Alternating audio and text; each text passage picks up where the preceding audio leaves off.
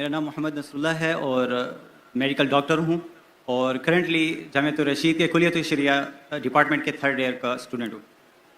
मेरा question human evolution से मुतालिक है कि अगर हम दावा सर्कल्स में देखें तो इसमें 3-4 किस्म की अप्रोचेज़ हमें नज़र आती हैं इस क्वेश्चन को एड्रेस करने के लिए।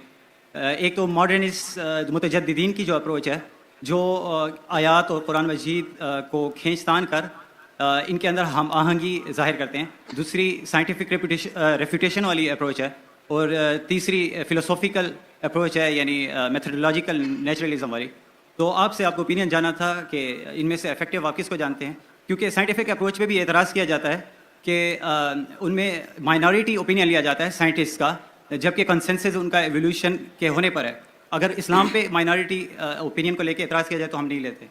भाई का बहुत अहम सवाल है कि जो एवोल्यूशन के बारे में जिस डार्विन थ्योरी है कि हम इंसान बंदर से आए और ये कुरान मजीद के खिलाफ है, तो भाई साहब पूछ रहे थे कि 3 तरीके होते इसको अप्रोच करें। एक लोग जो एवोल्यूशन को पूरा सही मानते और घुमा फिरा के बोलते भाई ठीक है कुरान से टकराता नहीं, और दूसरा तरीका है फिलोसफिकल बात करना, और तीसरा साइंटिफिक एविडेंस को जो साइंटिस्ट कहते उसको दूसरा एविडेंस देना और प्रूफ करना कि ये साइंटिस्ट गलत है और कुरान सही है।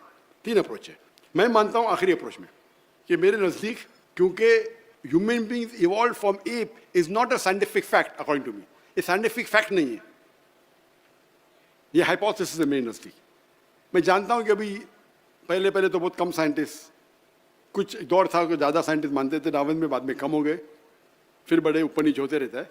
लेकिन आज की तारीख में भी पहले ऐसा था कि अक्सर अगर आप पूछेंगे 1 to 1 तो अक्सर अग्री नहीं करते थे। मैं चंद साल पहले की बात करूँ, लेकिन अभी आप करेंगे, लास्ट जो मैंने सर्वे किया था, तो जो लोग मानते हैं कि डार्विन थ्योरी सही है और कुरान से नहीं टकराती है, और वो शुरू में करते नहीं टकराती, एंड में बोलते हैं हमें सिर्फ एक चीज़ पे एतराज़ है कि हम बंदर से नहीं बने। वही तो बात पे डिस्कशन हो रहा है, तो पूरा घुमाते 1 घंटे का लेक्चर देते डार्विन थ्योरी सही है, और आखिरी में बोलते भाई सब चीज़ सही है लेकिन हम बंदर से नहीं बने।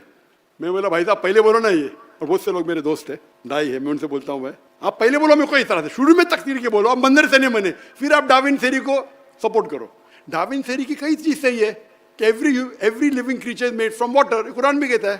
कुरान में सूरह अंबिया सूरह नंबर 21 आयत नंबर 30 में लिखा है अवलम यरलदीन कफरू अन्ना समावाति वल अर्द कानत रफतना वजअलना मिन माई कुल्ली शैइन अफला वजअलना मिनल माई, हमने सब चीज़ पानी से बनाई। तो डार्विन थ्योरी की कई चीज़ सही है, लेकिन बुनियादी चीज़ तो सही नहीं भाई, बुनियादी चीज़ तो मंदिर से नहीं बने भाई। तो इसके ऊपर जो आर्ग्यूमेंट है उस पर काउंटर आर्ग्यूमेंट बन के काफ़ी, मेरे पहले आंसर जो आप देखेंगे 96 का ओल्ड आंसर था, मेरे दावा ट्रेनिंग का रिफाइंड आंसर है, लेकिन एंड से मैं नहीं मानता हूँ कि मंदिर से बने, क्योंकि वो बुनियादी कुरान के खिलाफ है। आदम अलैहिस्सलाम पहले इंसान थे नहीं, वो पहले वो जिन ने बोले कि पहले लोग थे तो पहले भी थे बंदर, ये सब फिलोसफिकल नहीं, कुरान है, हदीस है। अभी तक के ये कहना कि हम ये डार्विन थ्योरी 100% सही है, गलत है। आप जरा रिसर्च करो, खाली जाओ यूएसए में कितने लोग डार्विन को मानते, 25% से ज्यादा नहीं मानते। 25% माशाल्लाह, 10% भी माने तो तुम्हें कुरान को, 100% भी माने तो मैं छोड़ूंगा कुरान को, तो 25% बहुत है। नहीं डॉक्टर यू आउटडेटेड, अरे भाई मैं डॉक्टर हूँ, तुम इंजीनियर है भाई, ये मेरा फील्ड है, तो आप आके बोलते मैं इंजीनियर हूँ, मैं ये बताता हूँ, और बड़ा डायलॉग मारते। मतलब आप यूएसए के ना, आप गूगल करो, यूएसए में 25% अभी भी मानते कि बंदर से नहीं बने, मुसलमान को छोड़ो, चुप। तो अपने लेक्चर में बोलते आप मुसलमान भड़को मत, हमको मानना चाहिए डार्विन थ्योरी में, डार्विन थ्योरी सही है, ये जो बाकी दाई आपको बेवकूफ़ बना रहे, ब्ला ब्ला ब्ला ब्ला, आज दुनिया तरक्की कर चुकी है, झूठ बोल रहे।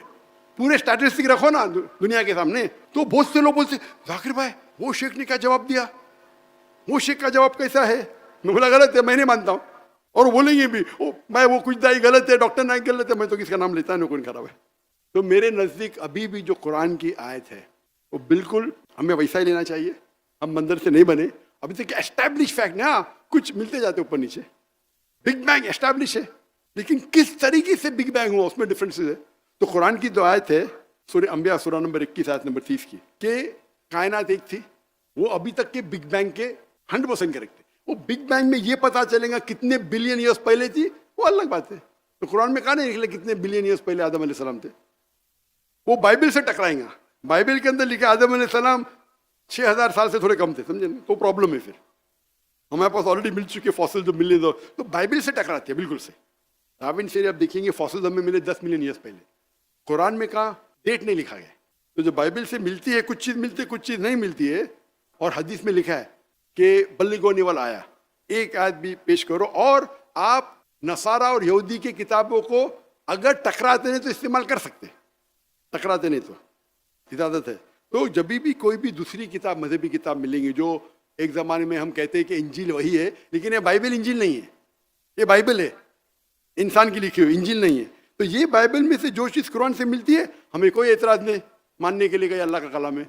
जो टकराती है वो बिल्कुल नहीं मानेंगे। जो नहीं टकराती है सच भी हो सकती, गलत भी हो सकती, ये उसूल है।